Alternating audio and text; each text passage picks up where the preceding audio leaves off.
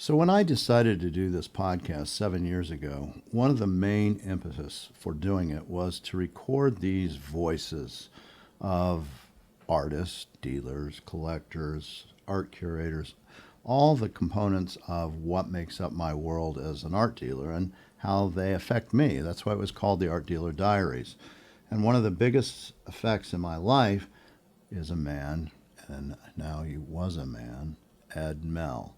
Ed Mel was a good friend and such an important artist.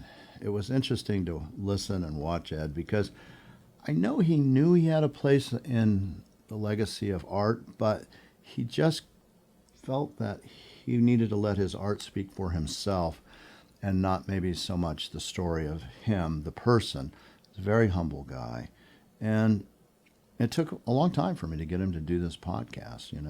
I had to work on it probably 3 or 4 years. I had so many guests on that talked about Ed and how important he was in their lives. And I kept saying, Ed, these are, your life is intertwined with all these different artists and, curators and etc. And, we really need to hear that story. And so finally he relented and said, okay, I'll do it. And, we had a great time. I knew we'd have a great time. And because it's two friends talking, right? That's what this can be sometimes.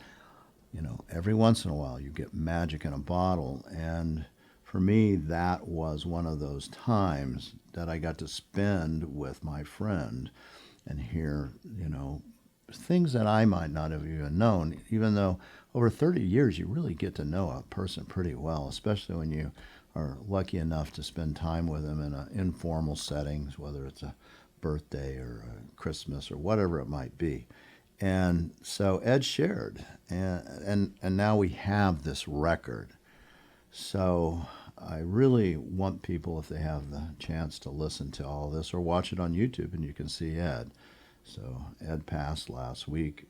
It was a great, devastating blow to all the art community. In fact, I was just at the Autry Museum for their big show, and they announced it, and there was an audible gasp in the room, and tears flowed. So he had an impact, and I hope you'll enjoy listening to my good friend and a giant among artists, Ed Mel. Yeah, it's got to be weird when your signature starts demanding money. You can sign your name and get. This is the first time I've heard it. Yeah, well, on your books, if you sign your book. Well, that's true, yeah. Lithographs. Yeah, no, it's true. I mean, in fact, we have this for all the people who are straight. Oh yeah, well, we're doing it live. Oh, we are. For all those people who want to see things get signed, this is one of Ed's pieces. We'll talk about that later. That was a National Lampoon for those people who are just listening. You dug that out of somewhere.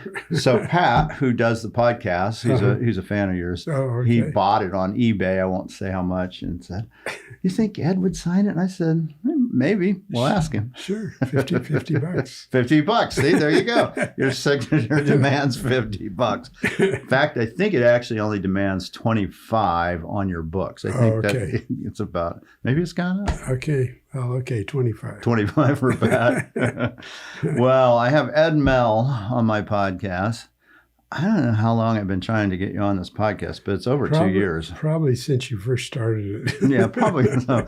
I'm thinking about how many people have mentioned your name on this podcast, but you're the great white whale because... you better tell me so I can mention theirs too. Yeah, well, let's see, Collier and Bob Bosbell, I think Mark Maggiore, Billy Shank, Ballinger...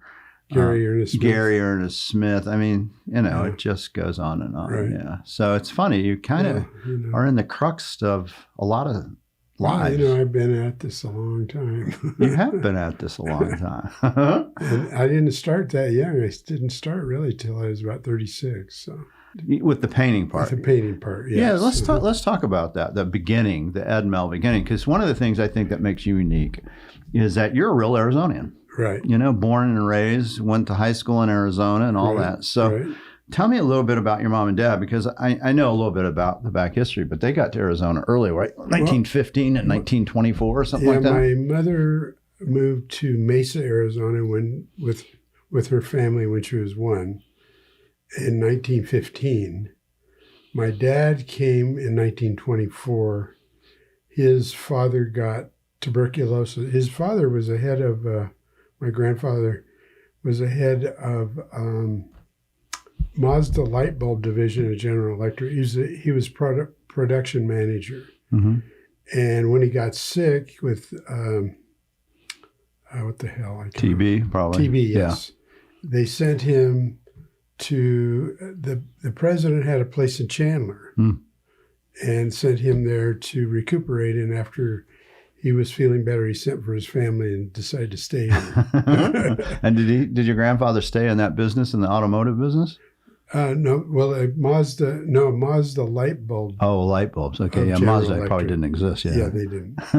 And but he didn't stay in that. Then he was assistant treasurer for the Arizona Power Company, which is now APS. And he invested a lot in land early on and did very, very well for himself. Yeah. And your dad was how old when he came to 12 years old. He was 12. Mm-hmm. Yeah. That must have been a switch. Yeah, and he said when he got off the train, he immediately fell in love with Arizona. So. Well, when you think about Arizona and that Phoenix time frame, was 25,000 people or something. Yeah, like that. That sounds about right. So. Yeah, we weren't even that many. We were like 25,000 in 1950 in Tucson. Yeah. So yeah, I mean, Phoenix was big comparatively. Right, exactly. So your dad, what did your dad do? My dad, well, he was editor of the Arizona Beverage Journal, which is a liquor trade magazine, and then later on, he was executive secretary of the Arizona Wholesale Beer and Liquor Association. So he kind of dealt with all kinds of legal things with, that came up about liquor control and that kind of thing, and also, put together conventions they'd have every year. Mm-hmm. Those guys had a good party, that's for sure. I bet they did. And did your mom, did she work or did she? She was a school teacher. She was. And then when we came around, she became substitute teacher. Mm-hmm. Yeah. And what did she teach? She taught first through third grade. Yeah. Yeah. The critical time frame, really. Yeah, really. And did she like art? My family was very open to it. My older brother, Frank, was kind of the first artist in the family. And he had more natural talent than any of us, I think. And he sent stuff to Mad Magazine to see when he was 16 years old, that kind of work and stuff. Did they put any of his stuff in Mad Magazine? No, he was just seeing if they would hire him, Oh, wow. He knew what he wanted to do. He was 16. Right. And then later on, he went to Art Center as I did and went to New York, worked in advertising and like I did, and also went into illustration as I did. So. And then your younger brother also was an artist, right? Yeah, he was. He worked he went to San Francisco Art Institute. He was going with a couple of the members of the Tubes, a rock group called the Tubes, and was involved with their early set designs and stuff, and that kind of thing. So what were your parents thinking when they, you got 3 kids that are all wanting to go into art? Were they pro for that? Well, they were definitely, in my case, they were glad I found something to do. Okay, let's go there then. Were you a bad kid when you were growing up? I was dyslexic, so I had a lot of trouble in school. It affects your memory more than anything, like memorizing, chapters in a book and that kind of thing. And so I didn't do very well in tests, which is not an indication of your intelligence. It's just part of you isn't working. Yeah, because they don't test. The thing is, they're not testing for artistic creativity and what you can do in that area. Right. Because they still don't value it like they should. Yeah, exactly. I agree. Yeah, 100%. Music and art are so important, I think, to people, even if that's not their vocation. I think it just helps them the rest of it all. I mean, can you imagine if they didn't, if without your parents pushing you and saying that's fine and you having the self-drive, otherwise you don't find art maybe, you know? That's right, yeah. And that, can you imagine? That's But just...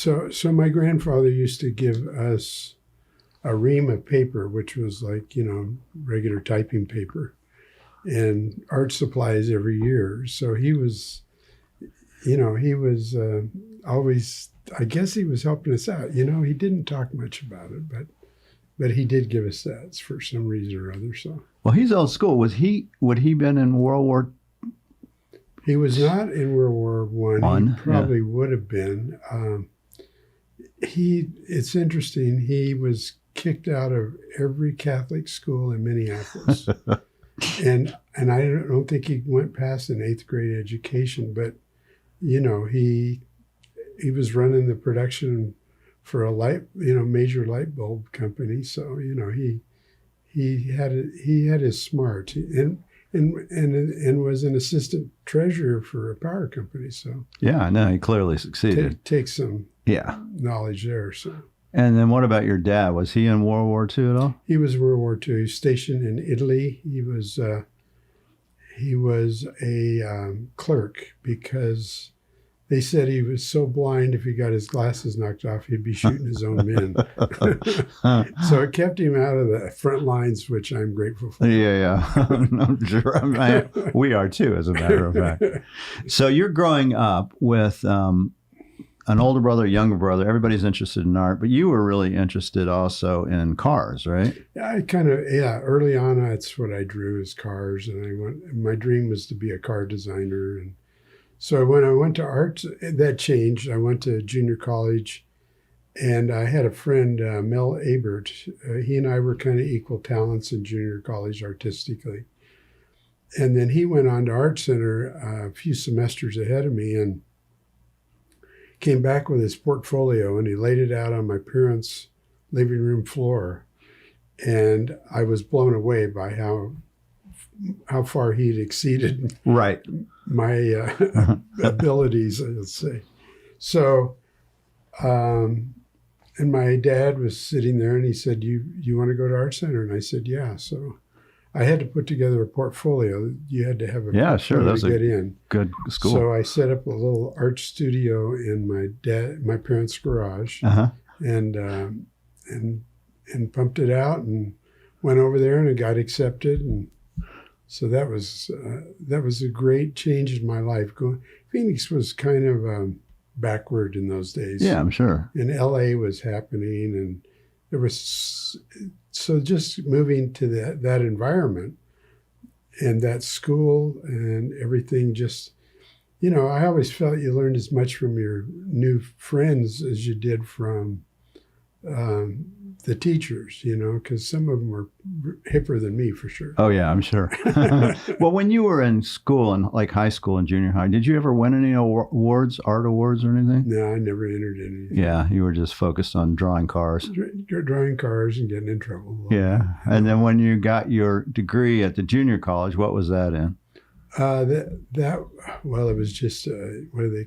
I can't remember. What like a general thing. General. Yeah, you were still searching. Right. Yeah. And I think junior college is good if you don't have a direction. Yeah. Because you're not wasting a lot of money. The pressure isn't too hard on you. It's like high school without the boundaries, so to speak. And it gave me a chance to kind of figure out what I wanted to get a rough direction. And then through my meeting with Mel Abert, I ended up going to art school. And did he graduate with you from high school? He did, and he also graduated from Art Center. He graduated a couple semesters before me. Yeah. And he went on to be a third owner in the largest ad agency in California, privately owned. Wow. It wasn't a part of a conglomerate. Yeah. So, and he stayed in advertising until very recently. He's still around? Yeah. He just moved to Montana to paint. Let's give him a shout out. Well, in a way, he was instrumental in you going to Art Center, right? He was, very much so, yeah. Because I went over there and checked it out and hung out with him and the guys and sat in on a couple of classes. And so it was it was mind blowing for a 20-year-old kid from Phoenix. And this would have been about 62 or so? Yeah, and I went there in 63. So Yeah. 63. So how long was your hair in 63? It was very short. Yeah, I would think. It was because that was the trend. You know, Right. Yeah, Beach you're in Boys. Arizona. Yeah, that's exactly right. You know. But I bet it wasn't short when you got out. Well, Art Center did not allow you to grow your hair long. Oh, wow. And being in art school, that was pretty weird. But you got to remember the number one curriculum was automotive design. And so Ford, Chrysler, and GM all donated probably $1 million a year to the school because it was the top automotive design school. So when they came to town, you know, they didn't want a bunch of scruffy, long-haired weirdos. And of course, long hair didn't come in until '66. Yeah, that's right. Yeah. And I graduated in '67. And so when you're in art school, art center and design, were you interested in doing automotive stuff still? Was there a track for that or not? I wasn't interested, although I kind of vicariously enjoyed it through friends of mine that were into that. So, and some pretty famous people have gone through that college, right? Oh, yeah, yeah. You remember any of the top people besides yourself? Well, there was a lot of top automotive designers. Well, there was some great artists too. There's been some great artists that have gone through that I'm having trouble program. Yeah, I'm trying to think. The director and who did The Big Orange and we all have it. Oh yeah, it was.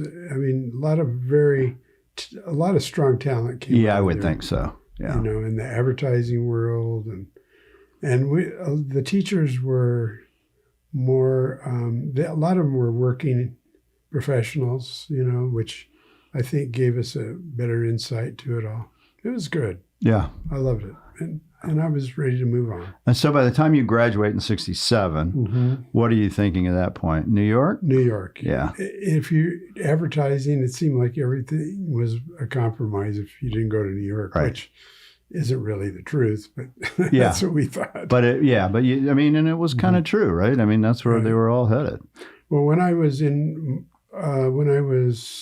probably in my third year, a friend of mine, Nick Gaetano, was already working at Young and Rubicam, which at that time was the second largest ad agency in the world. And he got, through his influence, got me a summer student's job as an art director, junior art director. So that was definitely great. You know? And so did you go there while you're still in school, like 66 or so? Yeah. Yeah, it was 65. So, 65. 2 years before. So you already knew, you kind of got to see the Big Apple and see what it was all about, right? Yeah, it was, and yeah, I did. And I designed an ad. I was working as like a junior art director for this guy, Mats Yasamura, a great guy. And he let me do an ad for 16 magazine. And I said, I want it illustrated. And he said, by who? And I said, Paul Davis, who was a Pushpin studio artist. Now, he had a job that went down in an airplane. So he had to cancel on the job. And they got another guy to do it. And I had these bright colors. It was 16 magazine for Safeguard soap, I think. And anyway, he had another guy do it, and he just made all the colors pastel. And the art director I'm working over, he says, you got to take that back to Pushpin Studios and tell them they'll redo it. So I walk in, and who am I talking to but Milton Glaser, who is the master graphic guy in the world.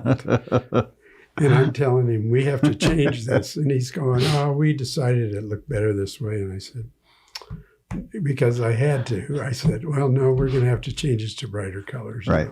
And then I don't think that had ever happened, but, for some reason or other. But that was my high point. And I got to tell Milton Glaser what to do. And you're like 22 maybe or something? Yeah, 20. 23. 23. Yeah. And so when you were in New York that first go around as an intern, were you going to any of the art museums? Did you? Because there's not a lot of art to see in Phoenix in that time frame. Well, to a degree, but my focus was interest was more in the commercial world. You were working. Time.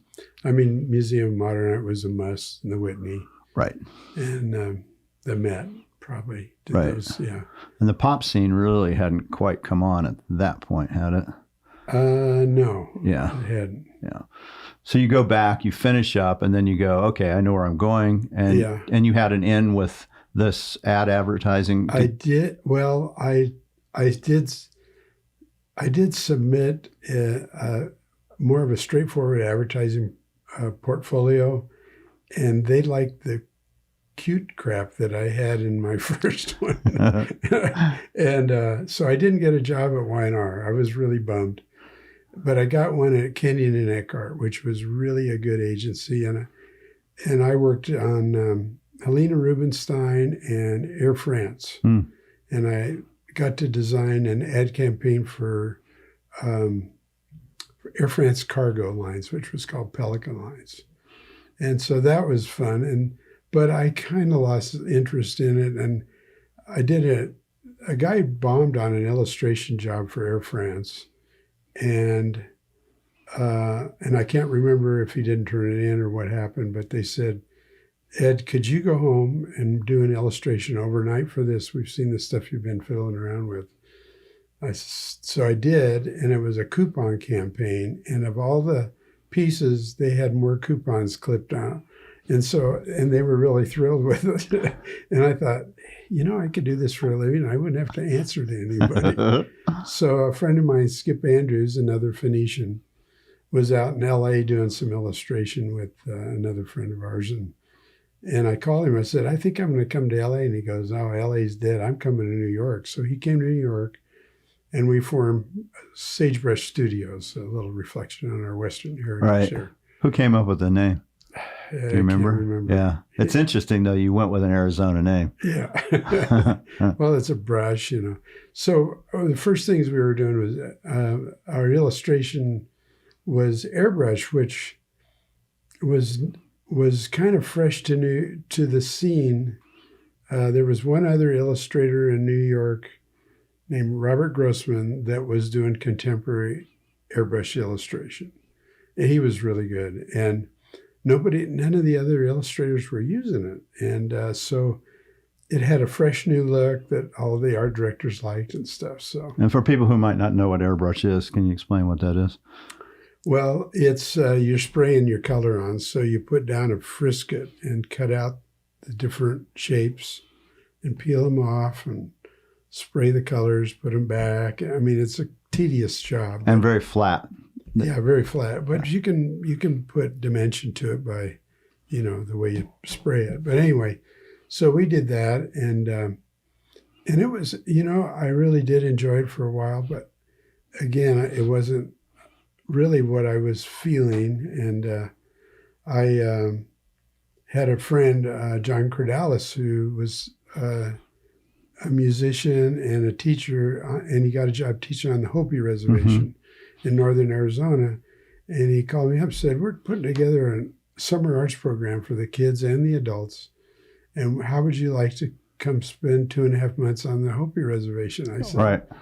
I said, if you can cover my rent, which is nothing, I'll be there.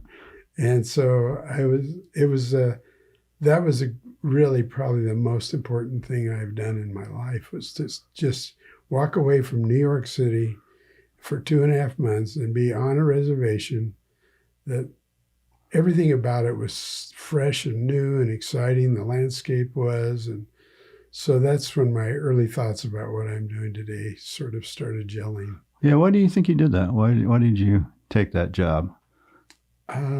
Because I just wanted to get out of there for a while, and it sounded exciting and different, Had you been back to Arizona hardly, in that period of time? To Phoenix, but I'd never been up to the Hopi Reservation in my life. So, and the people were great, and it was the whole working at that school was a lot of fun. My friend, he had taught, there's Hopi guys that he taught how to play instruments, and there was 2 white guys, so they had a band called the Indians and Cowboys. And anyway, there was just a lot of fun going on there, and he had taken the original adobe school building that had been abandoned and just used for storage, and had all the adults in the village restore it. And then he got these smaller grants that other schools didn't go for. And he ended up with $25,000 of money to buy art supplies and stuff. So they had great art supplies. This was at Hope Villa? This is at Hope Villa, yeah. And the kids would just run to the classes. They were excited. And, it was fun. And there was a lot of really good talent there, too. Yeah, I believe it. Because art is part of their culture, Yes. And so... That's like 71? That was 71, yeah. And do you know if any of those kids that you taught, I assume you were teaching art, you were teaching drawing and different things, right? Did any of them go on to become artists of any type? Do you know? I don't know. It'd be really interesting to know if any of them did. You kind of lost track of them, Yeah. But we had a lot of fun. And so going back to New York just for a little bit, because there's a few things I want to capture, like 69 was Woodstock, and you were in New York. Did you know about that or want to go to that? Or we went to Woodstock. Okay, my brother got tickets for us all, and he had a camper on the back of his truck, and we all piled in there. And we got within 7 miles and the humanity was just ridiculous, and so we paid a guy to park in his front yard, and we never even made it to the stage. It was just too many people, and we all decided, let's get the heck out of here. And so we went and camped on Delaware River and had a great time. Yeah. And looking at those movies, I'm so glad I wasn't part of that mess. But your hair was probably a little longer by then. It was, yes. And so that was Vietnam time as well, and you're not in school. So how did that go down with Vietnam? Well, I went to I got a college deferment when I went to Art Center, right? And then by then, my numbers were that I didn't get called in. You had a high number. Yeah, high number. Yeah, and none of your brothers did either. No, Lee was too young, and my brother Frank. He enlisted when he was 21 and was in Germany. So nobody was in. Yeah, nobody saw combat. Nobody saw combat, at least like that combat for sure. And then but also in New York City, you did stuff like this. So we were kind of alluding to it. And I'd like to bring up one of your major works that you did. So for those on YouTube, we get to see that. This is looks like Minnie Mouse with. She's burying her boobies with little flower Yes, pasties. she does. It says sagebrush right there at the bottom of the thing. So how did that happen? Well, we'd done some other work for National Lampoon, and they said, we want you to do Minnie doing in this position. And so the first one we did, we said, they're going to get sued. So we tried to change her enough, took it in. They said, we want dead on 40s Minnie Mouse. Redo it. So we redid it, and of course they got sued. Yeah.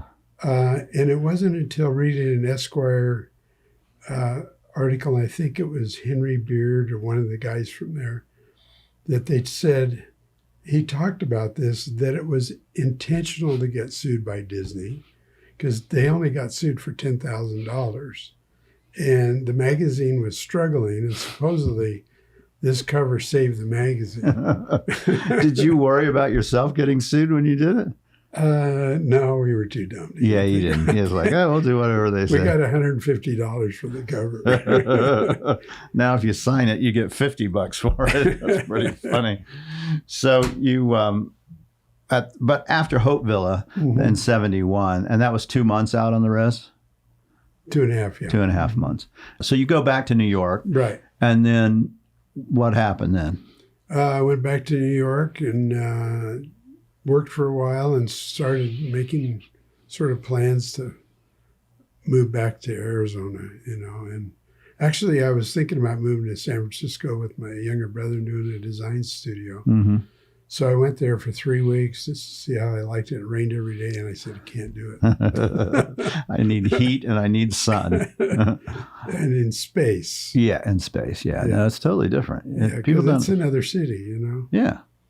So I moved back to Phoenix, and I still was doing illustration to make a living. My brother, my brother Lee and I, and my brother Frank at times did some etch glass stuff to make a living, you know. Right. It was kind of in vogue in the early. Have you seen 70s. any of that ever come back around that you guys did? Any of that glass work? There's one at the La Fonda in Taos. It's still there. Even it was for a restaurant. Yeah. In the hotel. Oh, that's so funny. But it was closed, but the glass is still there. But that's about it. So this is like 73 kind of time frame now? Yeah. Uh-huh. And have you started considering to do some fine art yet?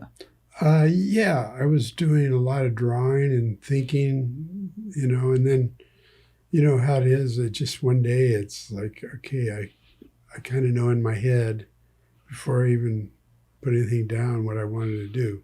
And my early paintings were very minimal, and right. They were sort of a modernist approach to the landscape, very minimal. And then more and more I started adding more information on them. And then I evolved from that almost to my version of realism. And then I started going back to the modernist stuff too. Yeah, no, I know. Reinvestigating it. It's really an interesting way, because if you look at those early ones, and you're talking your earliest paintings, would they really be like 77? Yeah. Right in there with the two mountain kind of thing. Twin Peaks. Twin Peaks, yeah, that's right. And then which was my first oil. Yeah, and that was 1977? Yeah, and I'd been doing some acrylics and stuff. But was that was oil though, right? That was oil, yeah. Yes. And so when you did that painting, which is a big painting, it's not a small painting, right? It's 1530, yeah. I think, something like that. When you started doing those kind of things, did you go, I got something here?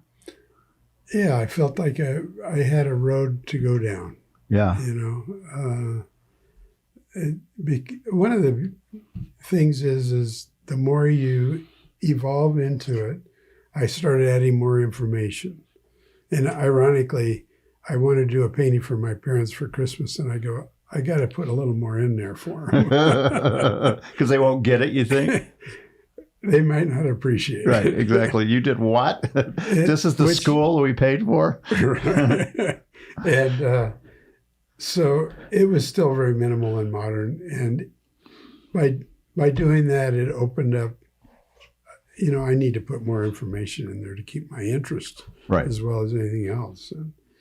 And then you just start going down a road, and the landscape, you can't ask for better landscape than in the Southwest. The color, the variety of form, everything is so great. So I've always said an artist has to keep himself entertained. If he's bored with his work, it shows. So yeah, I think that's true. Yeah.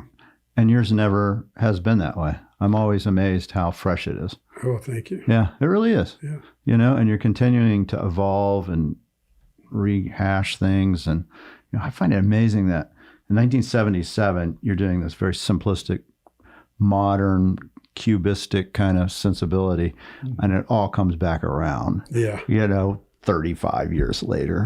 Or, well, it was probably more like 10 years later. Yeah. And then I went, and I still paint both schools. Yeah, right. Which I think doing realism, the understanding of realism helps you abstract it. I think, you know, I mean, Picasso was very good in a realistic approach, and he understood there's certain forms logged in your brain that you draw from all right. that, I think, in colors and that kind of thing. Yeah, I remember you telling me one time in your studio, we're talking about, I think I asked the question, is it easier to do the abstraction stuff? And you said, nope, just as hard, just as much time frame, I should say. To me, it's more freeform thinking because they all start out as a small study where I kind of, because some of the inventions are not worth developing. Yeah. Those are the ones I sell. You know, the other day I did a painting. It was a crappy painting kicking around, and I only had a couple hours to paint before I had to leave, so I just repainted over the thing, and it came out great. So sometimes I would say great. It came out good enough. Yeah, didn't get scraped. Right, and enough that I'm going to develop it into a bigger painting. Oh, yeah. So, Yeah, that's a real thing. you know, and so that's the way Picasso worked too. He would redo things and reinvent them 3 or 4 times. And you know, it's funny when I'm doing the abstracts. A lot of times I have a very vague general idea, and sometimes I have no idea what I'm going to do at all. But I put some marks down that sort of indicate something to me, you know, and sort of start following that and see where it takes me. And this is on a smaller painting, or? Yeah, this is studies. Yeah, which are 10, 14, whatever. Yeah, roughly 11, 14. Yeah. You know, smaller even than that, sometimes a little bigger. And so you just put a couple little marks and go, okay, let's see where it Put goes. some color down. And a lot of times you go, I can already tell it's going to be a bomb, you know. And then you just keep messing with it. And to me, that's the way I find some new stuff. Yeah. Is kind of breaking your own rules.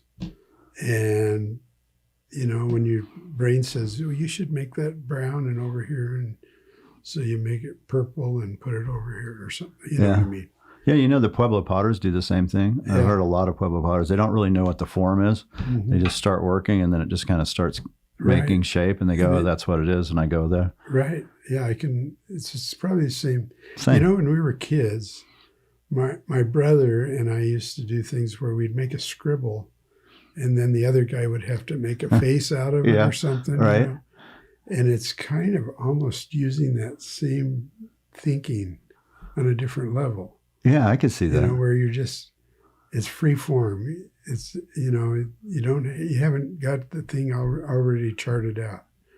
And that's part of my painting. And then there's some things that are very figured out. Yeah. You know, I might go through a series of drawings and a couple of studies before I do a finish. So.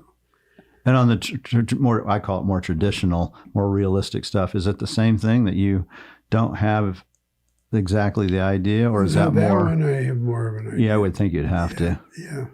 And that's where film and photos and things come in handy, or more involved. Sometimes, yes. Yeah. And again, they do sort of invent themselves as you're doing it, and then like I like, if I'm doing a really big piece, I'll do 2 or maybe even 3 studies to get it refined, because once you're painting big, you want to have it pretty clear in your mind what you're doing. Right. At least I do, you know. I mean, some guys don't, they just do them, you know. So we all work different. That's why our work looks different. And you've kept a lot of the studies, a lot of the ones that I have, yes. Yeah, I know. And I've sold a lot too. Yeah, I've got a few of them in my own collection that you were kind enough to let us buy and keep in our own collection. But those are hard to get out of you, I know. Well, I put a few in every show. Yeah, in fact, we'll have a show in February. That's right. I think we've been showing together for almost like 25 years. Well, I think, how long have you been in business? Since 92. And I think we first started showing together maybe about 98. Oh, I thought it was earlier. Could be 96. I was trying to think of that the other day. It was somewhere between 96 and 98. It may have been 96. Yeah. But it's whatever that period of time is, it's like a quarter of a century. Right. I know that. And so let's get back to the gallery kind of thing. So we'll get to where I come in. But in 77, you start painting, you start doing oils, and you must at some point go, okay, I've got to get a gallery or galleries. Right. I had 2 little boys that I had to feed. So, right.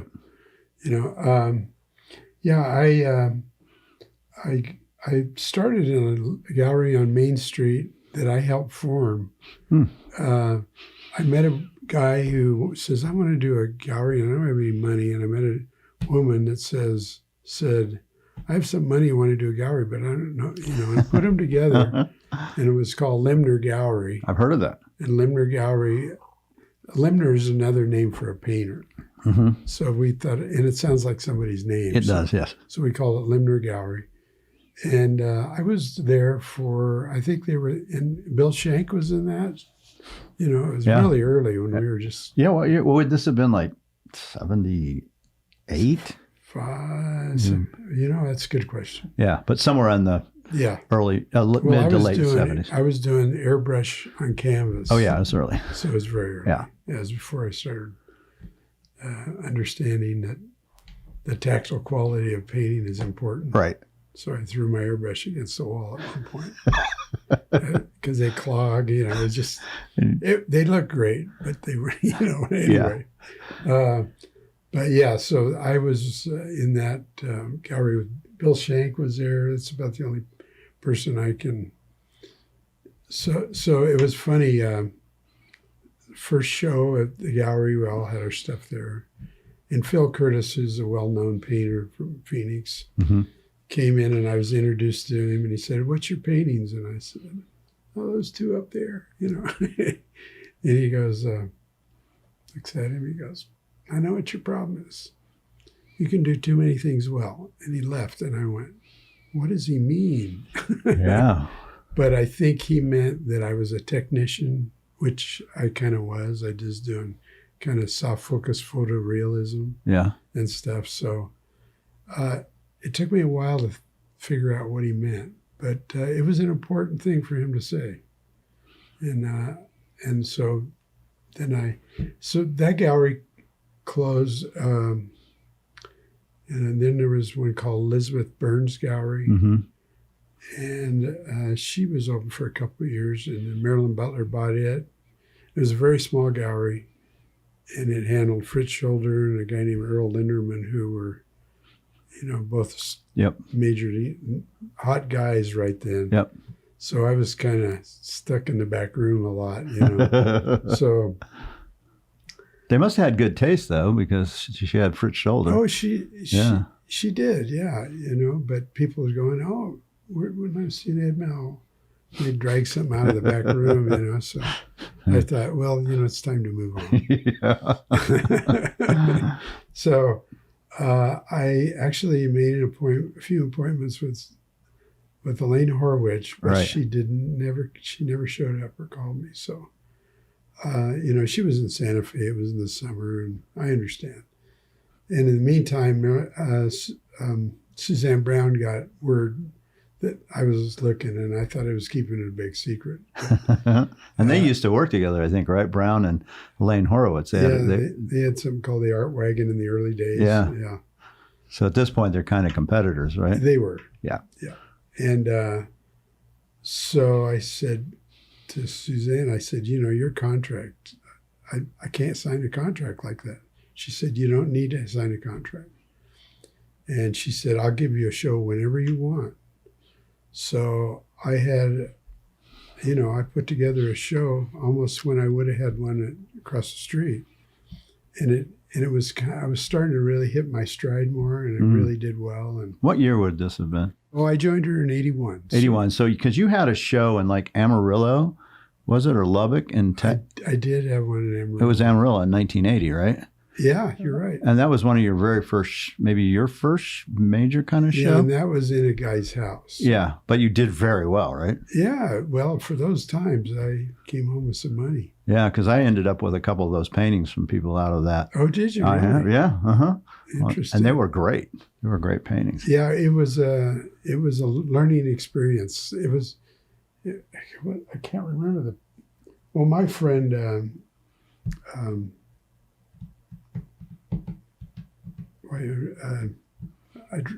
when a mic's in front of me, I can't think. Yeah, no. I can't think when the mic is or isn't in front of me sometimes. But one of your good friends had set it up. David Notter's wife, she is from Amarillo, and she set this whole thing up. So we go there, and there's this big, beautiful home, kind of Santa Fe style.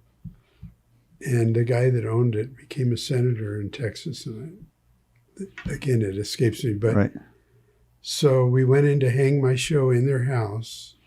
And I had to take down a Picasso and a Cézanne, the real deal. Right. And they hired a guard that stood by the closet that they were The in. expensive stuff. Yeah. But they had a big crowd of people, and people bought stuff, and it was wonderful. So. And you did great stuff. I mean, there was some really, I know the two pieces I got out of that that have been in that show were wonderful. Yeah. I mean, they were, Do you still have them? no. Yeah. I'm curious what they were, because I hardly remember. Yeah, I can show you. I actually know where one of them is, and it's in one of my good friends' collection, and I know the other one. Yeah. Yeah, they were fantastic paintings. Yeah. Very typical of that kind of time frame. I mean, more simple. Yeah. And I think you were using at that point the Ed Mel block kind of a signature. Do you remember when you quit using that? Well, Marilyn Butler said, you better develop a signature. So I thought that was a good idea, because it's a lot easier to sign than it is to hand letter. Right, Ed Mel. Yeah. You know. So that would have been, if she's doing that, that's like maybe 79.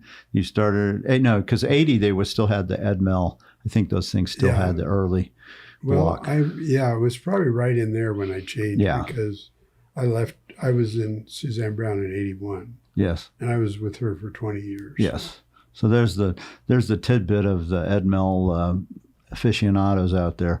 If it's the block letter Ed Mel signature, it's probably 1980 or before. Yeah. It's only a short period of time, really, maybe 3 years worth of art that has that. Exactly. So you end up with Suzanne. She says, I'll do whatever. Just, come with me. Don't go with. And I had a good, actually, Elaine Horwich was never mentioned in the conversation. Yeah. She said, I really want you. And I figured, Elaine Horwich was a hipper gallery. Yeah. And I wanted to be in that environment. But Suze Brown, there's something to be said for a gallery that really wants you. Yes. And they'll treat you right. And we did a lot of good business for 20 years. Yeah. Yeah. When I started showing you in whatever it was, let's say 96, somewhere in that time frame, I'll have to actually look it up. And Suzanne Brown came down to meet me. Did you know that? I didn't know that. And I think you did tell me, but she didn't want me to be in another gallery in Arizona. Yeah. And I said, well, Howard Post is down there. Right, exactly. If he can do it, I can do it. Exactly. So I just did it. Yeah. Because Howard was in Suzanne Brown's as well. Right. He paved the way for me. Yeah, he did. Yeah, he did. And and so she came down, and I think she just wanted to size me up, first of all, to see if I would be too much competition. Right. Which makes sense, I guess. And two, probably just to make sure I was an okay guy, and just not going to screw up your world or her world. Early career. Yeah, exactly. Because a dealer can screw things up for people if they do things. I've been very fortunate. Yeah. I've been very fortunate. So in 81, a Dewey Coffin Gallery approached me. That's in Santa Fe. Yeah, and Ray came over, and he was such a great guy. He is a great guy. Yeah, anyway. As soon as I talked to him, I knew I wanted it. And he had pictures of his new gallery on the plaza, and I said, "Oh yeah, I think I'm going to have to go with you." So we were together. It's evolved from Dewey Coffin to Dewey Galleries to Owens Dewey, and now I'm with Owens. So it's that involvement I've stayed with all this time. Yeah, that's amazing. And they did at least one show. Was one of their first shows was like Ed Mel, Maynard Dixon kind of thing, right? It was. That was right when Owens Dewey was happening. People were comparing my work to his, and I always felt that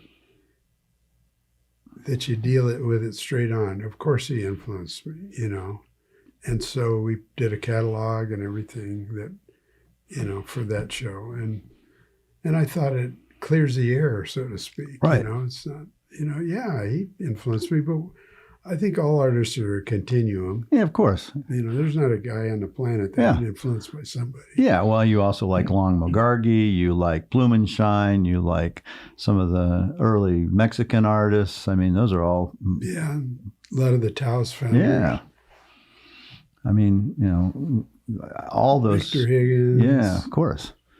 I mean, Andrew I think... Dasberg. You know what? I think the comparison, why people see this Dixon-Mel comparison is that I think people say they both captured the West with truth, and when you look at those, you go, and not a lot of people do, and both of you guys really captured it with an essence of getting whatever that is, whether it's the shadows and the colors and the forms and the clouds. I mean, it used to be Dixon clouds, Dixon sunset. Now it's Mel sunset. I don't ever hear the word Dixon anymore. I only hear it's a Mel sunset. It's a Mel sunset. Oh, he's not around. It didn't bother him. I wonder if he heard that when he was alive. I bet he did. Probably so. But, he was a different time. The populists weren't so aware of artists like they are now, because of the media and everything like that. So I had a cover of Southwest Art in 1981 or two. Yeah, I own that painting. Oh, yes, you No, do? I don't. I own the one that's on the cover of Arizona Highways. Oh, okay. Yeah. That's right. And Don Haggerty saw the article, and who did the Dixon book. Yes. And was friends with Edith Hamlin. And gave me a call, and we became good friends. And of course, he wrote my book in '97. So he said, so I'd been hanging out with Jerry Foster, who was a helicopter pilot for Channel 12. That's a big component of what you do. It really is. I mean, especially back then, and I've got so much reference that I once in a while go and see if there's anything I missed. And the thrill of those trips were amazing. I mean, Jerry was a spirited flyer, and we had some amazing trips. Was he a combat guy? Do you know? He taught. I think he taught military helicopter. I see. Yeah. So he was this helicopter guy who you got an invitation to go up. Right. I met Tom Gruzinski was a photographer, and we were mutual friend. How am I trying to say that? Anyway, Tom was a good friend of Jerry's. And so he brought Jerry over to my place once, and he saw what I was doing painting wise, and I casually dropped a hint. What a great perspective for an artist. Boy, I'd like to see that someday. So he called me up and he goes, okay, pack lightly, meet me on top of Channel 12 at 6 a.m. And we're packed for, I think, 4 days or something like that. So the first day in a helicopter, other than when I was living in New York, my ad agency was in the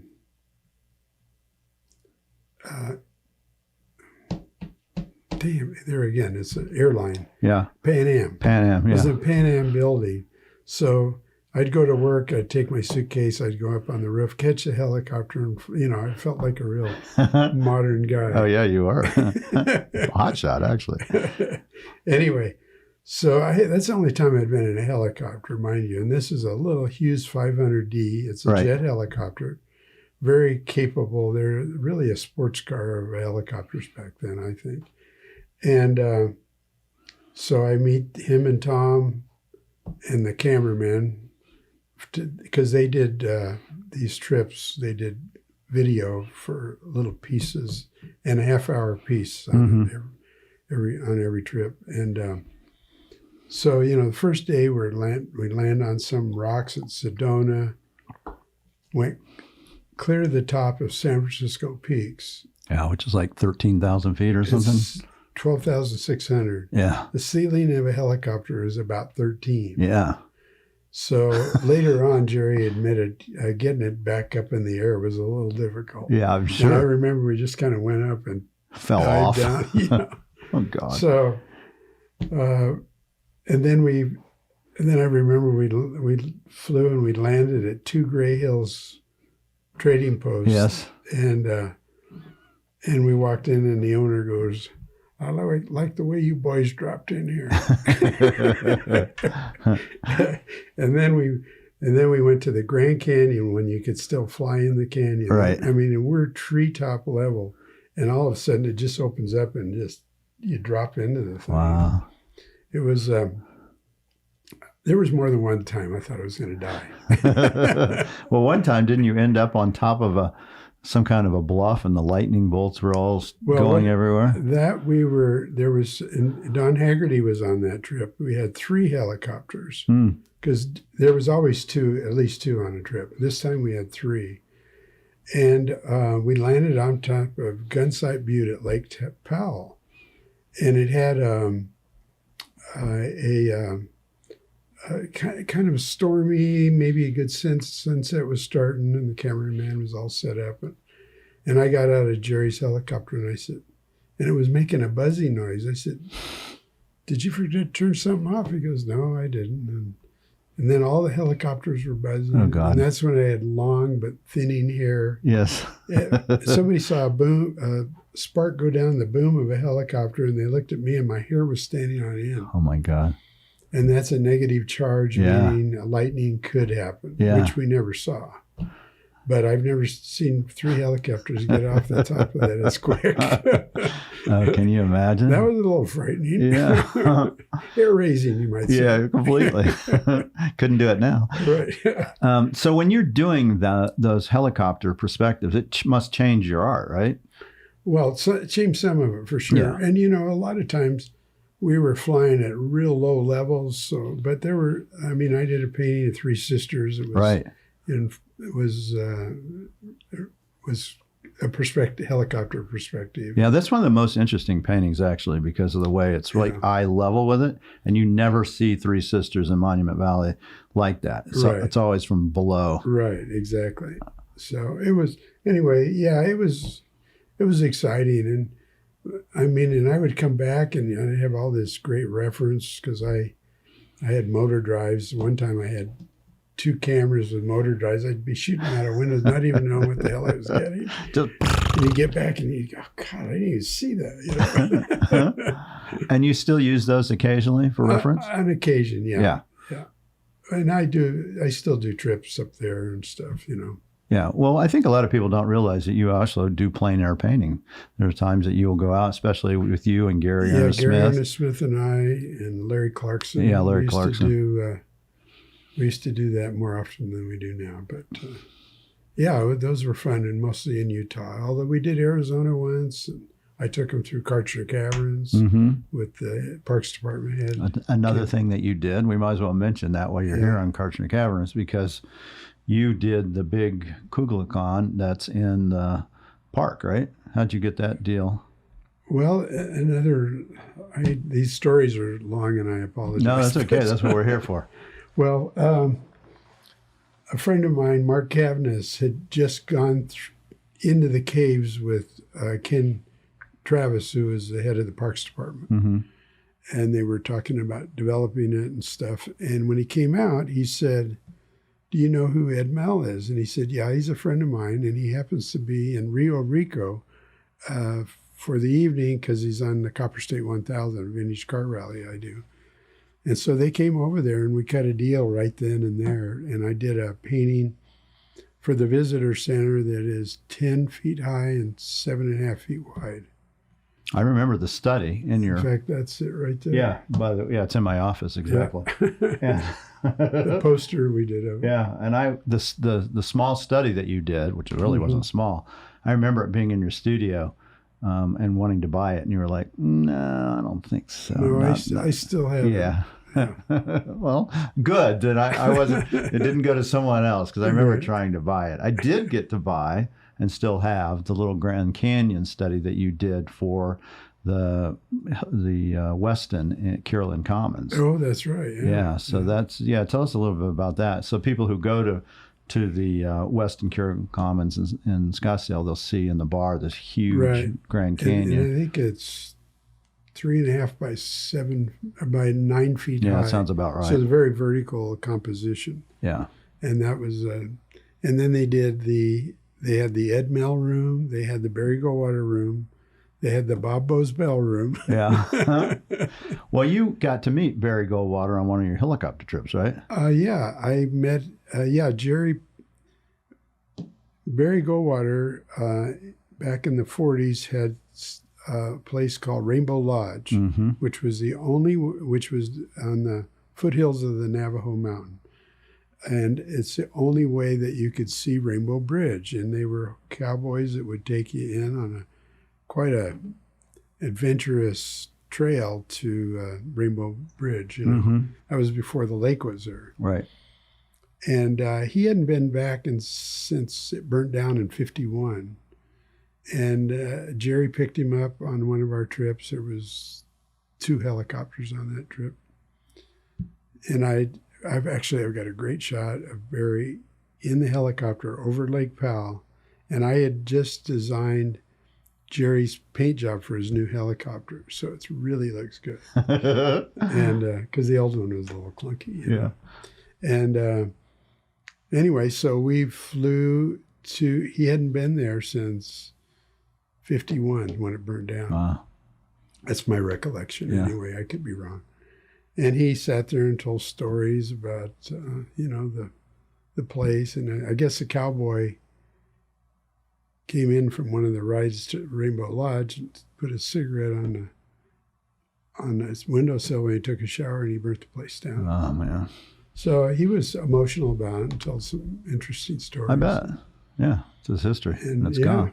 And so that was really cool.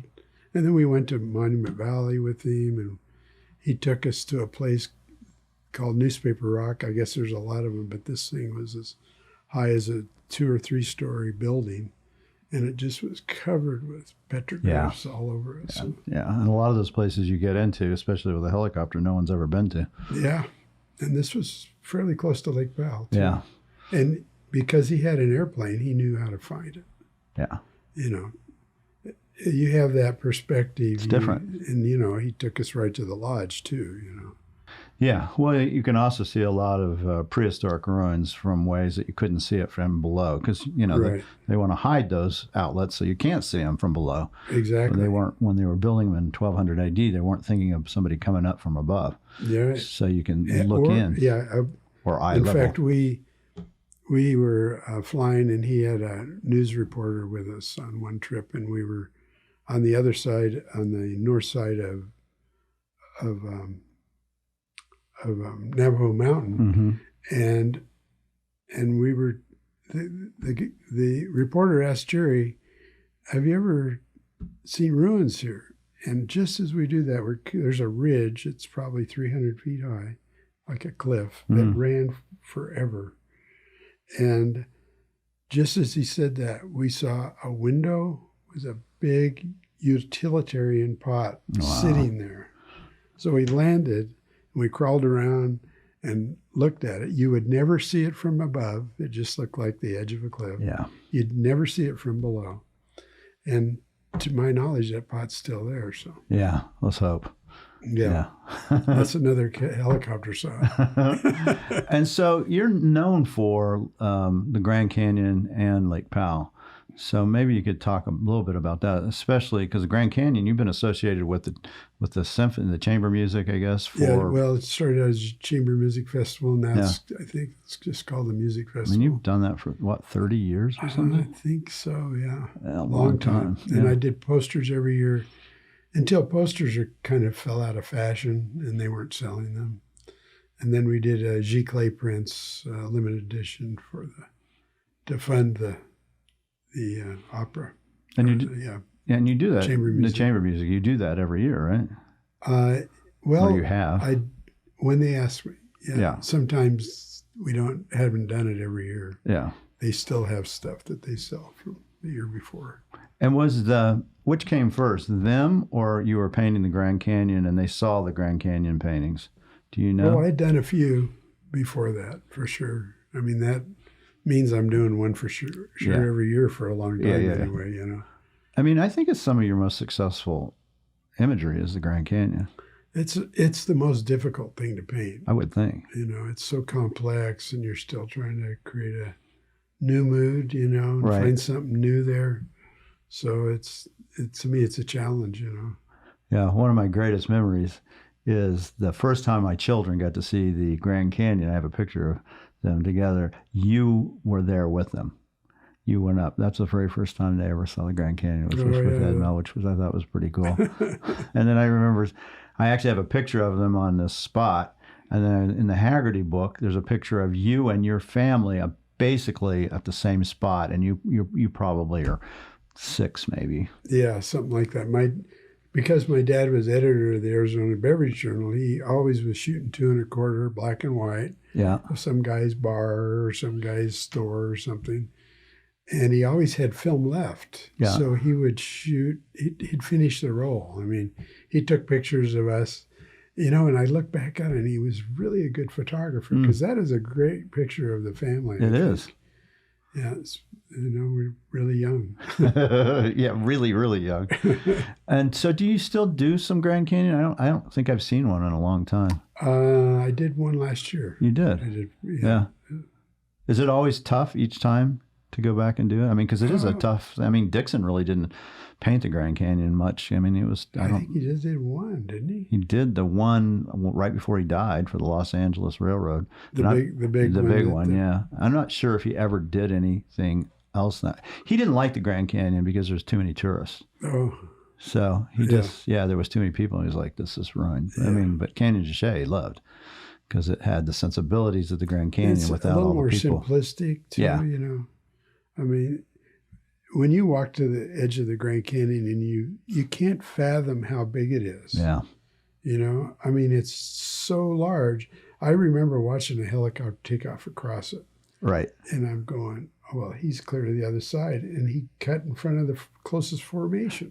You know, I mean, it's just like, it is so immense. And then I did a float trip with some friends, with my wife, Rosemary, and some friends. And we went down there for 8 days. And there's a whole nother it's hugeness to it that is.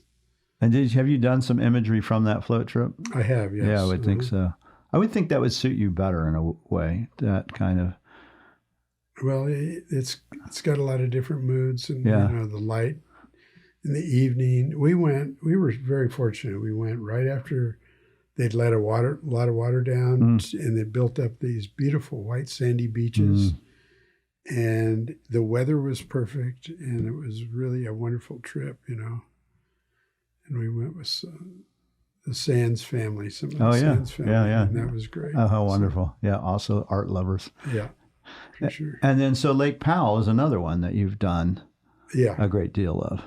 Yeah, I think it was because I flew with Jerry so much over that. I mean, because we would always stay at Waweep Lodge there, you know. In the early days, they'd rope off an area of the parking lot and we could land right there. Later on, those rules changed. Yeah, they changed. Who are those guys? They're not VIPs.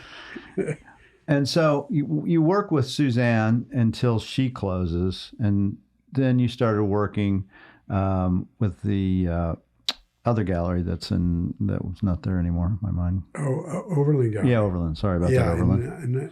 Great gallery for a lot of years. So I was with Suzanne till 2001, which was 20 years. And then I was with Overland 14 years until they closed in 2014. And that's when I talked to my assistant, Kenny, who's now been with me for 27 years, I think. Yeah, let's talk about Kenny, because he's been there for a long time. Yeah, he was working at Arizona Art Supply, and he'd helped me out a few times, and I really liked the guy. And I'd had guys that had helped me for short periods of time, and you know, I approached Ken, and he goes, "Well, you know, I feel kind of faithful to my employer here." Right. And then I went a couple times later, and I I hope I have this story right, but I think I said, I'll double your salary. And he said, I'll come talk to you. And so he started working for me. It was almost like part-time. He'd stretch canvas. And more and more, he got more involved with running and managing my world with museums, galleries, foundries, framers, everything. And then in 2014, I had bought this building just down the street from my studio, and I had built a garage in the back that had fuel cars and stuff. And it was just sitting there and full of my junk. It was basically my personal warehouse. Right. A small building, about 600 square feet, built in 1928. Cool little building. And I had restored it on the outside. It was part of the deal to be able to build another building, as the city likes to see you really fix up the property, and it definitely needed that. And we turned it into, I said, Ken, do you want to do a gallery? And he goes, yeah, because he had worked, he and two other people had a gallery in Central Phoenix, Pravis Gallery, and so he had some knowledge of how to run a gallery to start with. And, it's paid for itself more than once. I'm sure. And that opened about the time Overland 2015. Closed. They closed in 14. Took us about a year to get it all together. Yeah. And so you had mentioned the foundry. Tell me a little bit about your sculptures, because one of the most iconic images of all of, really, I say Arizona, is the big jackknife that's in the center of Scottsdale. I mean, that is, any Super Bowl, you're going to see jackknife, right? Any major event that goes on nationally that happens to take place in really Phoenix, not just Scottsdale, but Phoenix, they're going to show a picture of jackknife. I mean, it's true, right? Right. I've seen it a few times. It's quite fun to see. I was going to say, it has to be weird to watch the Super Bowl and go, that's my... Only give it 2 seconds. Yeah, even so. They're not showing a picture of my gallery during those 2 seconds. They're wandering around town or whatever catches their eye. Right. I had been doing sculpture, kind of tabletop size for a few years, and I was asked to do this. I was asked to do something for City Hall, Scottsdale City Hall, to make a presentation. Nothing came from that, and then I was asked to do something for Main Street and Marshall Way. They did a competition before that, right? And Luis Jimenez got it, right? But it was kind of voted down by the Galleries Association because fiery red eyes and well, I think it was a cowboy rope and a purple cow. Yeah, and it was also fiberglass, which is really high maintenance. Yes. And I think those two things killed it. So they did another competition, and I won that. And I'd never done a large bronze before, but I had Arizona bronze to walk me through it, hold my hand through the whole process. Right. And I did it. So I ended up doing the finished clay in my studio, and they came and pulled the molds right there. And make a long story short, and I worked with an architect, John Douglas. We designed the base. I mean, it was a $80,000 commission in '93. We spent almost all the money doing it. Oh, I bet. Well, just the bronze alone, right? The bronze, I think, ran $35,000. Yeah. Or more, maybe. But we had to do the whole concrete and everything. And John Marty and an old friend of mine, his company did the base of it, and John Douglas, the architect, designed it. And John's in my studio and a lot of things. Was it a roundabout still at that time? It is, yeah. It was then. It still is, yeah. So they just realized something needed to go there. I just hate it when those damn semi-trucks come in there and they're always taking a chunk out of the concrete. So it's been up since '93. I mean, it's amazingly iconic. And so I know you've done maybe a half a dozen of different kind of sizes of jackknife since then. Not a half dozen. We've done 5? I can't remember. I've had every one of them. But I did the maquette, which was 2 foot. Then we did a 4 foot. Yeah. And then I've done a smaller one since. Yeah. And then one big one for huge one. Yeah. I did only 2 castings of that. Yeah, In Forbes. fact, when Bollinger took over the bronze, Arizona bronze from the D'Ambrosi family, he found the pieces cast. They were just never put together. He found enough, and we put them together, and I sold that to Kip Forbes. Yeah, so that's for on the his Forbes. ranch in Colorado. Yeah, that's amazing. I think there's one I've got, actually one over here. You probably didn't even recognize it. That's one of the small ones. That is the very first one I did. Yeah. Which the proportions needed to be refined before I went big. Yeah. You know, the writer's a little big on it and Yeah. stuff. For those who are watching on YouTube, I'll put that. It's in my office. I bought it years ago, and I just kept it. Yeah. I've got jackknife all around me everywhere. But Digging In was your first sculpture, wasn't it? Yes. Yeah. In 85, I did that. Yeah. And I had, you know, clay is such a forgiving medium. It's oil-based, so you can play with it forever. And if you got a good eye, you'll eventually get it to where you want it, you know. So I kind of did that for the summer, took it into Arizona Bronze, never met him, but somebody said, that's the guys you got to go see. Mark D'Ambrosi and I became very good friends for many years. He's moved out of the country, but anyway, so I did that, and we sold it out. Yeah, no, it's been sold out forever. Yeah, it sold out within a year, I know, and we did an edition of 28, as I recall. Yeah, it sounds about right. Anyway, so I'm a painter that sculpts once in a while. Let's put it that way. And you do lithographs occasionally. I do. Yeah, which are fantastic, because these are like 25 color pull kind of lithographs. Some of them 80. 80, yeah. Yeah. So My printer is now in Amarillo, Uh-huh. Michael Rayburn, but when he was here, it was a lot easier to do, of course, but I still will do a piece. And is that the same person you've worked with for the whole? Well, I time frame? started out with Southwest Graphics, and that was, what was her name? I can't remember. But anyway, her and her husband then, their last name was Baker. I did quite a few lithos with them, like maybe 8 or so. And then I did a serograph, real minimal Grand Canyon piece. Right, right. Which I don't think we sold very many of. Yeah. And it was a serograph, and I did with Michael Rayburn, and then just kept doing things with him over the years, you know. And how many lithos do you think you've done? Do you know? I don't even know, and I should. I actually don't know. But it's not very often. It seems like I tell people maybe once every 2 to 3 years. Probably 25. Yeah, I would say. that's about right. Right, about once every 2 to 3 years, you'll do one. Did a few etchings and Yeah, a few different things like that. Yeah. and one of the things I love about them is they're very low production. 250. As far as most of them are 200. Yeah, exactly. And with artist proofs. Yeah, exactly. So, and can we tell the people about the next one that's coming out? You were talking to me about it. I don't know if we can spoil that or not yet. I think we're going to be doing one on the piece.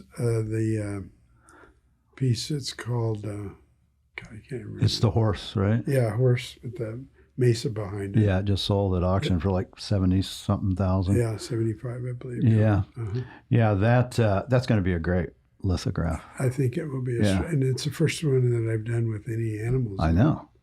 I don't know why it took so long, but It's like, well, that's it's an interesting component because people and animals, which you don't do that often, but they're highly collective, especially like the longhorns. I mean, your longhorns are fantastic, but you probably have done, how many do you think you've done? 30, maybe? Maybe, right? Yeah. Not many. And so everybody wants those, and your workers, your bricklayers, and those. Right. Yeah. I mean, I go through periods where I get involved with the figurative stuff, and then I go back to landscape. So. You have this one piece that's in my house, actually, of a nude person that's kind of crumpled up.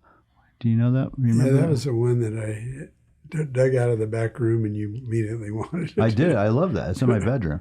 What's the story on that? I'm just curious for myself. I think it was sort of a environmental statement. She sort of seems unhappy with the situation. Yeah. And that was kind of my thinking on it. But I didn't put it out there, until you wanted it. So. Yeah, it's very powerful. I'll put it in, if it's okay with you, I'll put it in the video and people can see what it looks like if you want me to. Yeah.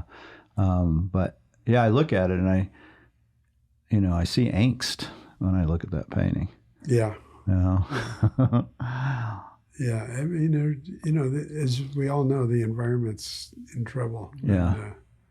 And, look at the drought we're in now. Yeah, I know. It's really bad. All related. It's kind of scary, Yeah.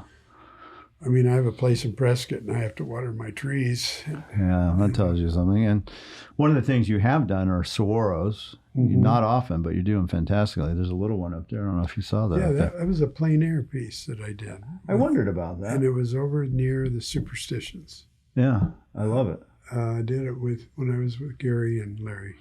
Yes, one of my clients brought it and wanted to sell it, and I just paid them. I paid them more than actually they paid for it because I liked it and just said, "Oh, I'll keep it. I think I'll just put it up there for." Well, yeah, I thought it was pretty good. Well, they don't do. You just. I love your Swaros, but you haven't done again as many of those as one might think you could. Yeah, I did a real modernist piece last year. I think it's called Sonoran Kings. I think. Yeah, it is. Yeah. Yeah. Yeah, we did a litho. That's why I know it. Yeah. Yeah. Yeah. And then you started doing flowers. I think people would be very interested about this because your flowers are actually some of the most sought after works, which have absolutely completely different than what you're known for or were known for. Now I think you're kind of known for them. How did that all happen? I was painting landscapes and I just got a little bored. I thought I'd like to try something, a different perspective. You're looking at a small thing, and making it large, as opposed to taking a large thing and making it small, And you're changing your palette's different. It just gives you new stuff to play with. And so that's how I initially got going with it. And I remember I gave a few to Suzanne Brown and they flew off the walls. Right.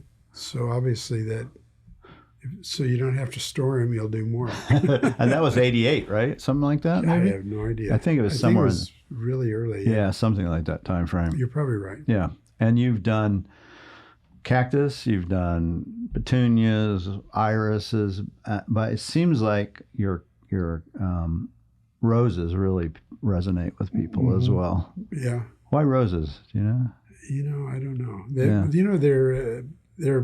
They have such beautiful form, and they have such great varied color in them. I think that has a lot to it. But I haven't painted rose in quite a while. Good. Wait until February. Now, I have a couple of pieces. I actually just asked for myself that are cactus flowers with the Grand Canyon behind them. Mm-hmm. And so that's not as typical as what you're doing now, right? No. I think I did a few. I did one of those as a poster, I believe. That could be. Yeah. I'll show them to you later. Yeah. Yeah. After a while, you can't keep track of all your children. Well, it's true. You're. Occasionally I'll see a painting and I go, did I do that? It's not so great. Do you ever want to just go, let me buy that and get it off the market? I'm not that. No. Yeah. I got better ways to spend my money. Yeah. No. So when no artist is perfect. No, it's true. And I'm sure there's Georgia O'Keeffe's out there that she wished nobody ever saw. I'm sure there's some clunkers. But that's if you're productive and you're making a lot of work, you allow yourself to make mistakes and not do great stuff. But most of it never. I'll either repaint them or don't put them on the market. Yeah. Well, if you don't do that, they're not going to, you would have never done a flower if you didn't, risk and go, let me see what this looks like. Even if I'm sure when you started doing it, you're thinking, I'm a landscape painter and probably nobody's going to get it, but I want to do this anyway. Oh, you should see one of my earliest landscapes. You'd roll your eyes. I doubt it. I probably want to buy it, Ed. Well, you'd show it to everybody, and that'd be against my philosophy. I'll keep it hidden. And you've also done you got a United States postage stamp that was. Yeah, that was really. As a kid, I collected stamps. In fact, there's a certain beauty in graphics to stamps, especially the early ones, that I studied a lot, and I'm sure that had something to do with where I am in a weird way. Yeah, I get it. The visuals were just great, and so I got a call from a designer, and I thought that stuff was competition. He says, I'm a postage stamp designer. I live in Scottsdale, and we want to use you for the Centennial for Arizona. And I thought, how great. And he had taken some existing paintings and mocked them up, but I felt that I needed to do a piece specifically for that, And Saguaros were done for the 50-year Centennial. Grand Canyon has been on a lot of stamps. Yes. So I chose Cathedral Rock at Sedona because it, again, is an iconic formation. Plus, it's great proportion for a stamp, too. It's for horizontal stamp proportion. So I worked up a drawing. It was sent to the post office for approval. They approved it, and then I did the painting. And then they said, the painting we're going to buy from you because it is now considered currency. I remember you telling me that. And I was really disappointed because Jim Ballinger wanted to borrow it for the museum, and they'd never responded to him. We're talking Jim Ballinger. It's funny, but I could see why they would consider it currency. Yeah. Right? Because you could take that image maybe and make knockoff postage stamps too. Yeah. Like who in the hell would do that? they just photocopy real ones, wouldn't they? It'd be a lot easier. Seems like it. I don't know. It's like they used to not allow photographs of money. Yeah. But who cares? Nobody's going to use that. All right. Take the real thing. do you know where that painting is? Is it in? I think it's in their collection. They have a pretty extensive art collection. Yeah. I understand, but I don't really know. Probably in Washington, but I'd be kind of curious to find out. Yeah, it'd be interesting to know. And then the other big major thing you did was for the Arizona highways. That was their 75th anniversary. Oh, I did their 90th cover. Yeah. Yeah. Working with Robert Steve, their editor, who's become a good friend. And he said, I want a painting that kind of takes in a lot of different terrains of Arizona. Right. I love this painting. And I went, that's a tall order. Yeah, it is a tall order. But it worked out. And so he was great. He was really great to work with. And then I ended up using the original. So for the Copper State 1000 Vintage Car Rally, I've been involved since its inception. And it was started by Phoenix Art Museum. And Jim Ballinger called and said one day, hey, we're going to do this show and we need artwork for the cover of the route book, and we're going to do a poster. Would you be interested? And I said, well, I have an old Corvette. Can I go? Right. And he said, we'd probably work that out. Right. So I only missed one, and that was last November because the pandemic was still in full swing, and we decided against it. But it's the only one I've missed, and this was our 31st one this year.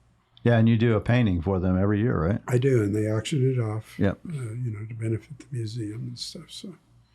Yeah. So it's and I get to go free. Well, you're paying for yourselves. Those paintings bring a lot of money. Yeah. And they continue. You may have been going free at first. Now they're getting the good deal, I think, probably on that. The paintings keep going from big to small. They always Here you go. They always covered the cost. Yeah. And sometimes quite a bit more. This year, the piece went for $30,000. Yeah, there you go. So yeah, that makes up for a lot of early ones. Now, and then the other thing I'd love to talk about, because I think it's so impressive of who you are and what you are, is you did a opera. Yeah, that was another one of the, there's sort of this artist bucket list, right. And in the history, a lot of guys have done set design and right. stuff. And I always thought it would be interesting, but I never sought it, sought it out. I just waited until it came to me. And so Phoenix was developing an opera based on the Zane Grey novel, Riders of the Purple Sage. And it was written by Craig Balmer, and he did the music. And then, anyway, as it came together, Kristen Outwell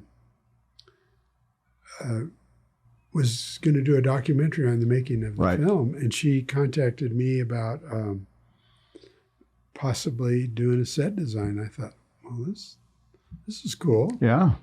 So I ended up doing the sets for Riders of Purple Sage, and they were made up of these really tall, kind of monumental rock formations. Yeah, really tall. And then they had the lighting director said, "What do you think about a 30 by 60 foot LED screen?" And I thought, because you backlight stuff, the theater lights wash it out. Right. And that thing, when it lights up, it's like being there. It is. And so we went through a lot of my paintings over the years and took skies out of them, and they gave them to a guy that taught theater at ASU, and he put them together, really in a seamless way. Mm-hmm. Because you'd be watching the live action, you look up and there's a sky, and you look back down and look up and there's something new going on. It's true. And it was pretty amazing what he did, I thought. So there was a lot of interesting components to it. And then I worked with the guys that built the sets and that kind of thing. I did initially, which I still have the diorama. We have the initial little scale model of it. And then I did paintings of each piece, so they had refined color and form on them. And then they built them big. And yeah, they were huge, like 30 feet tall, right? I think the highest ones were 28 feet high. Yeah, I mean, they were monstrous. So you put people next to them. I know. There's a scale to them. It was so weird going to. I went down there when Atwell was filming for the documentary, standing on that stage in a land of Ed Mel, basically, with Ed Mel. It was fun. It must have felt weird for you too when you saw the play for the opera the first time, to see all your paintings and things. Did it feel like it's almost like a dream? Well, it's definitely was a high point for sure. Yeah. I mean, I really enjoyed, because I didn't have to build them. I just designed them. And somebody and worked with them on the color a little. And, these guys are so good. And they actually texture them, and the paint is kind of put on with spatter to give it life. So when it's lit, and it doesn't look like that. It looks like the paintings pretty much, but just has a little more life to it. So it was, I was very impressed with their ability, and the whole process was really a delight, Yeah, it was an amazing thing. And they've run it 2 different seasons, I guess. Do you know if it's going to have life after? I don't know, but I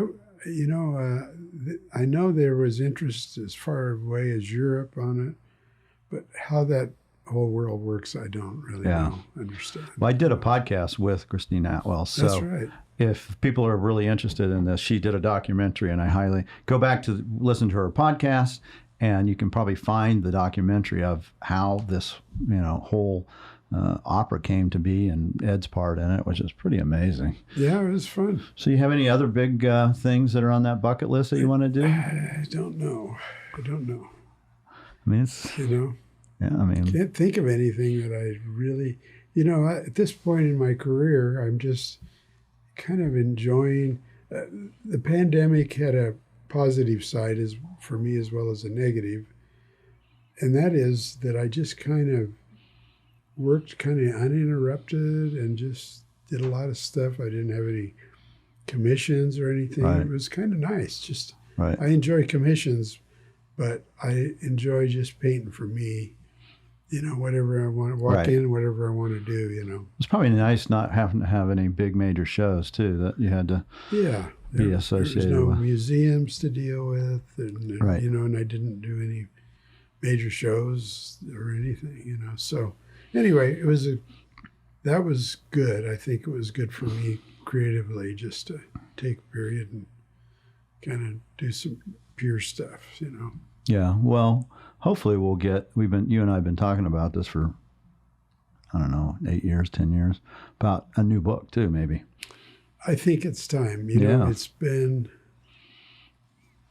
well, it was 97, so we're 24 years, basically, since I've had one, and that's more than half of my painting career. Right, yeah. And it's Don Haggerty wrote it, Beyond the Visible Terrain, which is out of print. You can't get it. It's like a $150 book probably. Mm-hmm.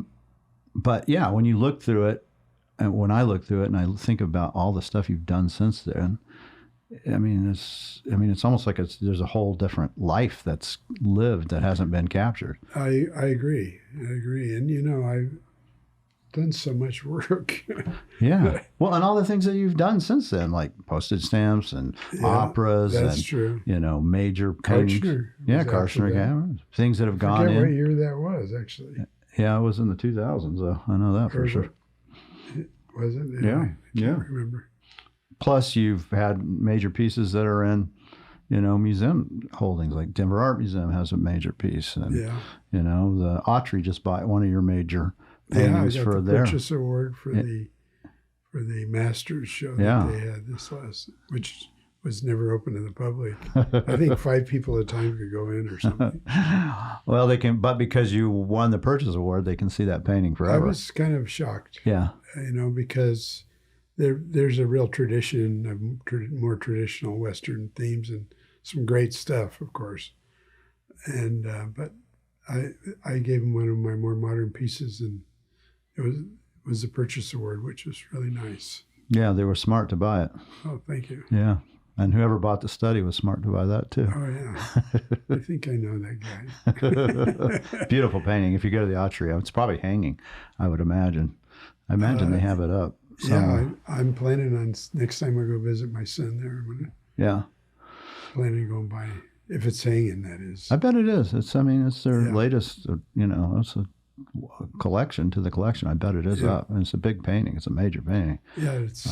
I was fortunate to get to see it in your studio. 40 something. I can't remember. 44, I believe is the size. So now you've been doing this for 50 years almost. What do you tell those people that are out there that are younger artists that are kind of thinking about going into it? How do they develop a style? You developed your own style, your own person. How do you tell those? What do they do? I base it on probably my schooling. It had a lot to do with getting me where I am. You absorb all that stuff. Some of you don't even remember, but you got it in there to help you start developing whatever the tools in anything. A good musician, has to know what he's doing, and I think. It's true with art and acting, everything usually anyway. But anyway, and there's painters that are great without any of that. But I think even being an illustrator was good because it's sort of, you were getting stuff thrown at you that you'd never done before. And I think it's a challenge as well. I think, I was always interested in modern design in the 30s and stuff. I even owned a 30s deco house early when I moved back to Phoenix. The freeway took it, or I might still be there. I don't know. It was a little small, actually. But anyway, those influences and studying modernism and all those things kind of crept into to my memory, and something came out of it, and that's what it is. So dig deep inside and try not to, it's fine to have influences, but don't try to be that other person. Do your own thing. Right. Yeah. Right. I think that's absolutely right. I think Maynard would even agree that I'm not a Maynard Dixon ripoff. Oh yeah, for sure. Well, and Maynard had his own influences. I mean, you know, he did. You look at the teen stuff that he did after the Pan Pacific in 1912. All of his colors changed completely. He went to this bright, you know, impressionistic sensibilities because he's seeing all these impressionistic paintings. Right. You know, and he was definitely doing it. And Bellows, seeing what Bellows did, he had affected him in the 30s when he did scabs and pickets and things. I'm sure that was a big, major influence, who he knew, Bellows. Yeah. So, you know, there's nothing wrong with going, I love Ed Mel's stuff, but just don't try to be Ed Mel. You know, figure out your own fractile way you're going to do it on your own that rings true, and not people go, oh, well, that's kind of how they, they're just trying to make Ed stuff. Well, you know, that's part of the deal. Yeah. Well, when I watch you paint, it's interesting to see, because that's one of the things people couldn't knock you off anyway. You have your painting and you're turning it on the side, and you're painting and talking, and then flip it back and turn it. I'm always amazed how you can do that. And I think that's, again, like being a Navajo weaver who doesn't have to write things down on the canvas. She can make the canvas and she can make the designs out of her head, and you do the same with your paintings. I've watched it, and it's an amazing thing to do, actually, is to watch you paint. Well, the reason I turn them over because I'm probably trying to do a straight line. Could be. And it's a lot harder to paint this way than this way. But it's interesting to see that when you're turning it on the side and it just flows seamlessly. You know. And the other thing I think that you've been extremely smart about and successful is how you've handled your galleries. And maybe you could just mention that to artists, because that's a struggle for all artists. How do you deal with galleries? Because you've only had like maybe 4 real galleries, and I mean, that time I had frame. short stints even in Denver and in Houston, and all of them were fine. It's just at a certain point, especially recently, I just can't take on any more because I have galleries everywhere. That, you know, I mean, when Overland closed, I had probably 10 or 12 I'm sure. galleries approach me, Yeah. and that's when I decided to do it on my own in the Phoenix area. But but you've only really had, I mean, you've had, you know, Brown, me, Matt Owings, and you've managed to somehow keep true to those galleries. And there's some formula there that should work for other artists, I think. I believe that. I think I formed friendships with most of them. Yeah, that's I think that has something to do with it. You know, we're both on the same path. It has a lot more to do with money's a secondary aspect of it. It's more like the connection and friendship. I mean, you know, I've been buddies forever. Yeah. You know. That's it. That's the freaking answer right there.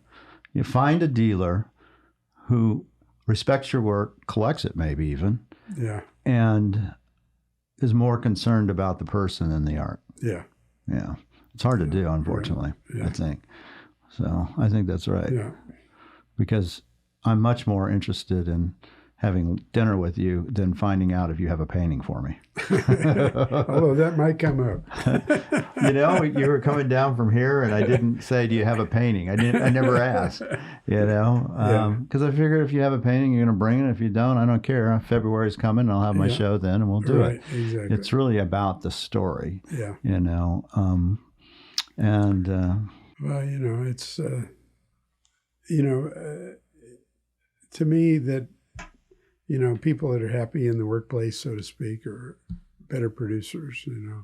It's true. You know, I mean, I always like to do a good show for you guys. Yeah, you do.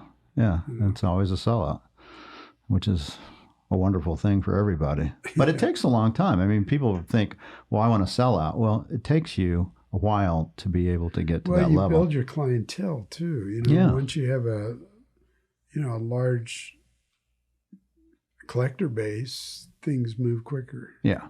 You know, you're right. I mean, I've been at this 50 years. Yeah. Or I don't know if it's 50, but a long time. A long time. Well, you've been painting at least since 77, so maybe not. But you've been in the art business before that too, so that's true. That all counts, right? I mean, that all counts. Any last words you want to say to people that are listening to You this? put me on the spot here. Yeah, no. They don't have to be great words of wisdom. Well, I'm glad to be here. It Yeah. only took me 2 or 3 years to get here. Yeah, it's been. I wanted to make sure you were a seasoned interviewer before I showed I'm better up. now. Yeah, don't listen to the first podcast. Those are not as good. Well, what you learn as a host, I think, is to shut your mouth and listen to the person who's talking. Actually, you remind me of stuff to talk about, which is good because some of it doesn't come up. But I've had a great career. I've great friends, great clients, great artist buddies. I have, good people in my world. I have Jake O'Neill, who now stretches my canvases, as well as works on my old cars, and does a lot of other things. And I've known him his whole life.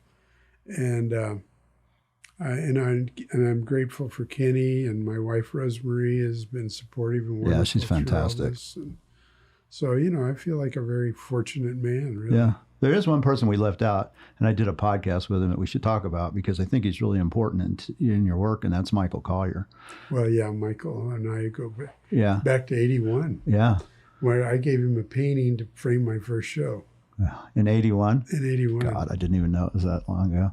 Yeah, so everybody, when you see an Ed Mel painting, it's a Collier frame, unless they got changed out somewhere along the way. No, we're still holding true with some of the, we did a few variations of the theme, but, we've done, he and I designed them together. And so they're milled, they're custom made, leaves. And, yeah, they're an important part of your imagery, I think, really. Oh, yeah. I think, I think that's probably has something to do with schooling, it's a complete package. You need to present it in a way like you really love it. Yeah. Too, Well, you sign your frames. Your frames, each frame is signed. How did that happen, by the way? I think it was somebody had taken one of my frames off at one time, and I thought, if I stamp, we made a stamp of my signature, which they're still using, the same one. Yeah. So if we stamp it, people will be less apt to take the frame off because it's kind of part of the art. It is. On more than one occasion, I've told people they get it and they want to reframe it for whatever reason. And I say, okay, you want to reframe it? That's fine. Do not get rid of this frame. You put a note on it that it went with this painting, and it's an Ed Mel frame from Collier, and you keep it because, in my feeling is those are important to have with the paintings. Yeah, I think so. Yeah, an original Dixon frame's nice with that. Yeah, right. And I see people get rid of those too sometimes, and it's like, I'll take the frame. I'll buy the frame. So I think I think it shows to who you are. You've been with Collier since 81, right? Yeah. 40 years. Me with over 25 years, Owings over 30 years. I mean, you develop these relationships. Been with the same foundry. And lithograph people too, right? Yeah, and Michael Rayburn have been with a heck of a long time. Yeah. I think that's a good takeaway for artists that are out there. Find people you can work with, that you can develop real relationships with, not just business, but other. Yeah, I think absolutely true. Yeah. And because, I've known of artists that are always complaining about their galleries and always moving. And I'm going, that's wastes so much energy. Yeah. Think about how many paintings you could do in that period of time. Yeah, it's true. And you'll be better. Then you go and gather up all your crap and take it somewhere else. Well, and gallerists can have input, good input, things that they may say and go, well, I think you and I have a relationship where if I'm in your studio and you ask me a real question about what I think of a painting, I'm going to tell you. Yeah. I'm usually going to love it, but you might be something that you go, well, should I make it big? And I might go, for sure you should. And because I can see it with a little different eyes, just like your wife, Rosemary, can see it with a different eye that you might not be able to see. Kenny and Jake, I talked to them all, Right. Yeah, you have to have that trust developed. Yeah, and then they have to see enough of it to really know. But it is true, you just, to me, sticking with the same people, there's a comfort zone in there. You're not dealing with some new people. Right. And I guess I've been very fortunate in picking good ones, I'd like to think so. And I'd like to think the same, that I've gotten artists that I really can have as friends and family. And when I sell a painting for one of my artists, especially maybe an artist who doesn't sell that often, it's like a big deal. We're like happy and excited as a gallery, not just me. Right. Yeah, that because we made a difference for somebody. We know Sure. it's like they get to get their kids, braces paid for or whatever. Right. And I get to pay for some of my stuff too. Right. So, well, Ed, you're a wonderful human being, a great artist. Well, thank you very much. So, Thank you for finally figuring out a time when we both could work. It's not just been Ed, it's been me as well, but we've been wanting to, every time I do a podcast and another person, we talk about Ed Mel, I'd be like, there's a little dagger in me going, yeah, I haven't had Ed on. I want to find out some stuff. Well, I figured I better get down here. Yeah, no, it's time. All right. Well, Ed Mel, Art Dealer Diaries. Well, We love having you, man. thank you. I appreciate it. Let's go. It was a joy. All right. Very good. Thanks. Bye. Bye.